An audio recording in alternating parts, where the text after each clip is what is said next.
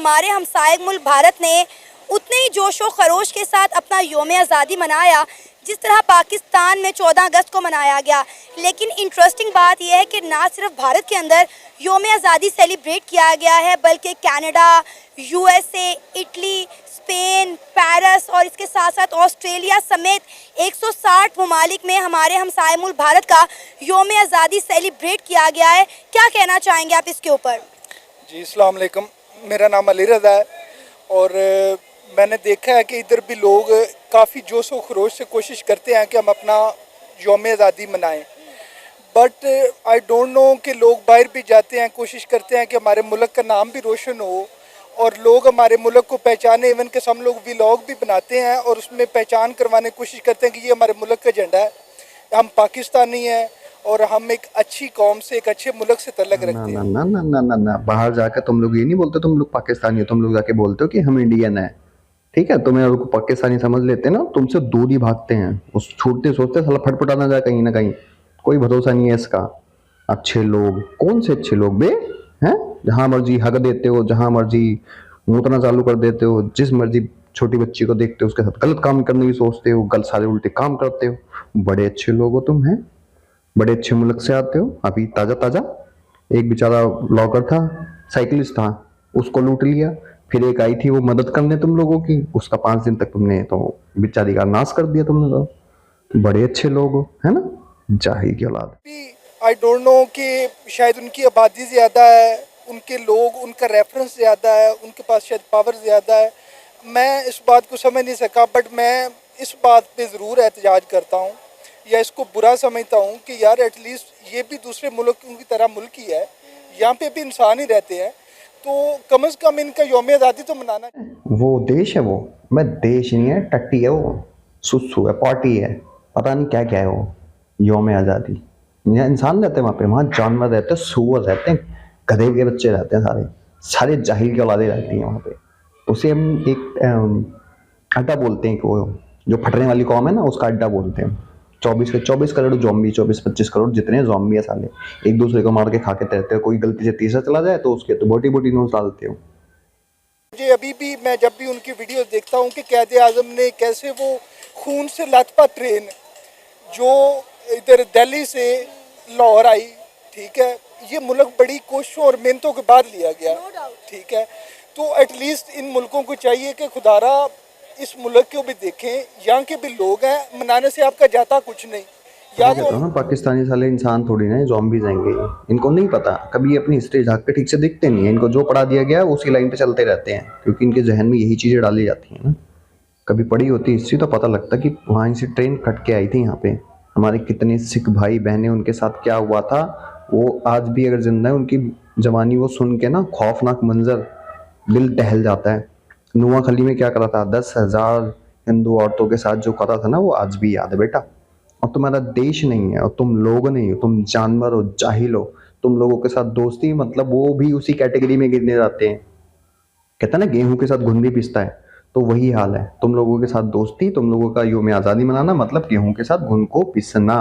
इसलिए तुम्हें हर कोई बाइकआउट करता है, तुम्हारे पिछवाड़ों पे लात मार के निकालता है। आगे बात समझ में बेटा? सुन में जाहिल, पाकिस्तान तुम्हें भीख में मिला है, भीख में, हर एक चीज़ भीख में मिली है। दो कौमी नज़रिया, दो कौमी नज़रिया कांड में उड़ गया तुम्हारा। दो कौमी नज़रिया तुम्हारे पिछवाड़ों में डालकर तुम्हें उल्टा कर रहा है वो दो कौमी नज़रिया। वैसे अच्छा हुआ, जो होता है अच्छे के लिए होता है।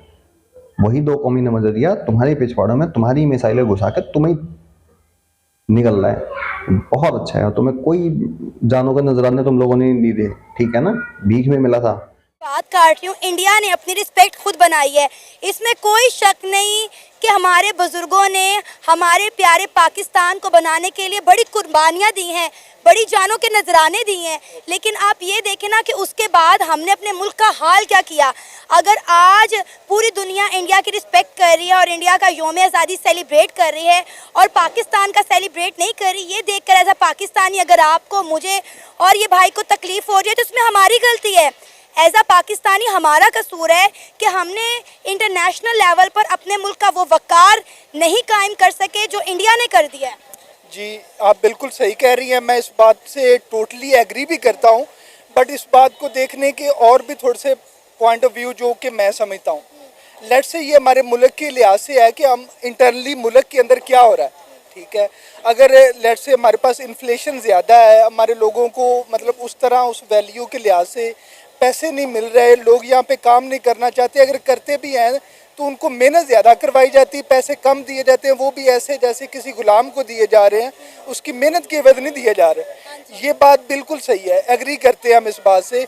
बट इस बात को, ये तो हमारा इंटरनल अफेयर है ना, इससे किसी का तो कोई किसी दूसरे मुल्क का नुकसान। जाहिलों वाली बात, दूसरे मुल्क का नुकसान नहीं हो रहा। तुम लोग जो मेंटेलिटी वहाँ पालते हो, जो घर में बच्चा सीखता है, बाहर जाके भी वही करता है ना। तुम लोग सिखाते क्या हो वहाँ पे? सिखाते हो जिहाद, फटना मारना, नॉन मुस्लिम काफिर हैं उनके बच्चों के साथ ऐसा करो, उनकी नस्लें मिटा दो, कब्जा कर लो जाके।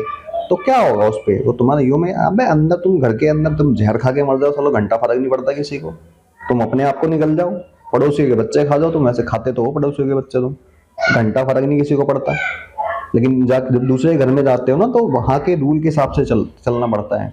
जो तुम वहाँ पे जाके जाहिलाना हरकतें करते हो ना, उनकी बहन बेटियों के साथ, बहुओं के साथ, उनकी पब्लिक प्रॉपर्टी के साथ, उनकी गवर्नमेंट के साथ, वहाँ के लोगों के दिमाग के साथ, तो वो जहर यहाँ निकलता है फिर, और वो निकलेगा, वो निकल रहा है, अब हर जगह निकल रहा है।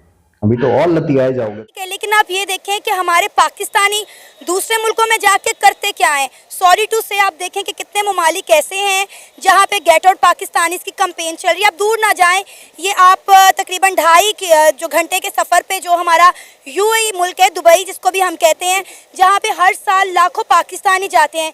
यूएई ने पाकिस्तानियों के वीज़ा बंद कर दिए। क्यों? पिछले साल यूएई के बुर्ज खलीफा पर पाकिस्तान का झंडा नहीं लगाया गया, 15 अगस्त को इंडिया का तिरंगा लहराया गया। क्यों?